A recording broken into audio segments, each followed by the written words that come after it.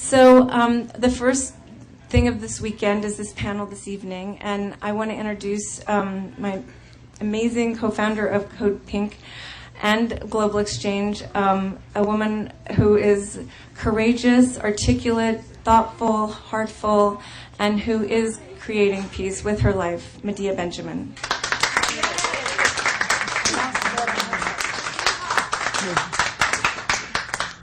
So I think this is a great way to start out our Mother's Day weekend, because this is really about people who are suffering, families who are suffering, children who are traumatized by war, and it's about women like ourselves who are struggling to build a future that doesn't have war as part of it. And I don't know about you, but I can't stand it when people say, war has always been with us, there will always be war. We say, well, what about evolution, right? Can't we evolve to be people that don't fight with each other, that don't kill each other? And it really is a lot about us as women doing that. So we have an amazing panel tonight, and I'm really delighted to start off with somebody who I think is one of the great hopes of the future of women working against war, and this is Farah Hassan, who works at the Institute for Policy Studies. We know her from several things we've done together, including a event that we did looking at refugees from Iraq that are now by the millions in both Jordan and Syria. She has done a lot of research about Syria. She has a master's degree in international affairs. She did a documentary on Syria. She was born in the United Arab Emirates. And the last thing I remember we did together was when Obama was elected, we decided that we should model the kind of diplomacy we want the Obama administration to do. And so we did a preemptive strike for peace, which was going to embassies in the D.C. area where we wanted to say, we want good, positive relations with you. We want diplomacy, not war. And so she helped us get a meeting with the Syrian ambassador where we went to show our determination to live in a country that really uses diplomacy as its first and second and third and on attempts to find solutions to conflicts. So please give a hand to Farah Hassan. Thank you so much. And I should say we've asked all our panelists to start out on a personal level, because we thought as women one of the things that we can do differently is really show what this means to us as women, why we do the work we're doing. And so we've asked the panelists to start out, one on the personal note of why we're doing the work we're doing, how we got involved, and what it is we do. Thank you, Medea. I don't think the mic is on. I'm pretty loud as it is. How about try that one? Can you hear me? Okay. Thank you so much, Medea, and thank you all for coming today. And I also would like to thank in advance my fellow panelists as well. It's an honor to be here. Quickly, before I start my remarks, I know I only have 5 minutes, so if I go over, I'm going to ruin it for everyone else. My apologies in advance.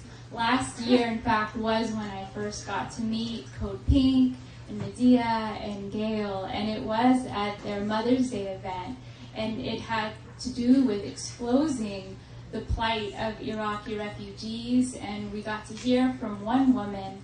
Her name was Ban, I remember, and she had recently resettled in the United States, in Oklahoma. She was one of the lucky few Iraqi refugees. There are over 4 million right now, over 2 million living outside of Iraq, 2 million internally displaced. And this woman, again, was one of the lucky ones to have escaped from Iraq, although her husband perished in an attack, and her daughter did as well. And she was recounting the horrors of that and the fact that she was struggling to make a life in the U.S. I remember erupting in tears.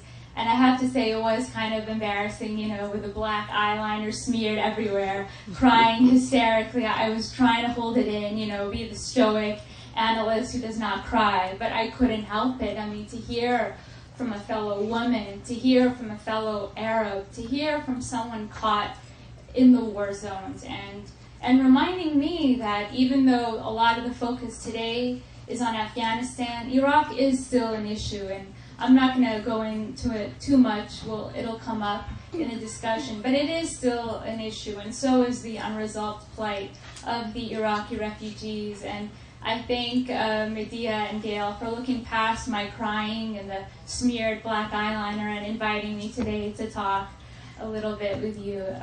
We like women who cry. Couldn't help it. Anyhow, very quickly, also, Code Pink has been a partner with my place of work, the Institute for Policy Studies, for a while now, working for peace and justice, and we're honored to count Code Pink as a partner, and I wanted to make that very clear. My work at IPS, through writing, researching, organizing, and speaking, Exhibit A, broadly focuses on calling for a just, rational, and yes, peace-driven U.S. foreign policy toward the Middle East, with a particular emphasis on U.S.-Syrian relations. And the reason, of course, as Medea mentioned, is that I am a first-generation Syrian American. Both sides of my family hail from the city of Aleppo, which between Damascus is one of the oldest continuously inhabited cities on earth. And with my Syrian background in tow, I grew up in Southern California, and from elementary school on through high school in my hometown of West Covina, I was always the only Arab and the only Muslim in my class. And as a result, I felt like the other. And as such, I was more interested in blending in as opposed to rocking the bow, whipping out the keffiyeh, and flashing my Arab and Muslim pride. There were three distinct influential periods that stand out as to how and why I became involved in my work, and ironically or not, they involve wars. The Gulf War, the War on Terror, let's put a big nail in that coffin, please, and the Iraq War. And as a hyphenated American, I became more cognizant of feeling like the other, and at the same time watching the U.S. launch wars against the other. Why the Gulf War? Because as a third grader during the Gulf War, I remember being taunted and teased as a Saddam Hussein worshiper, because my last name, when pronounced in Arabic, Hassan, very much resembles Hussein. Whoa, bad.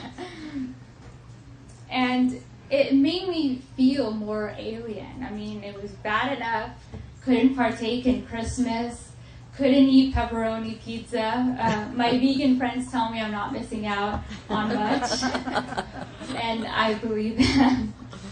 Years later in high school, I discovered a man named Langston Hughes, and yes, big shout out to Langston Hughes. Through his verses, he encouraged me to wear my identity like a banner for the proud, not like a shroud. Those are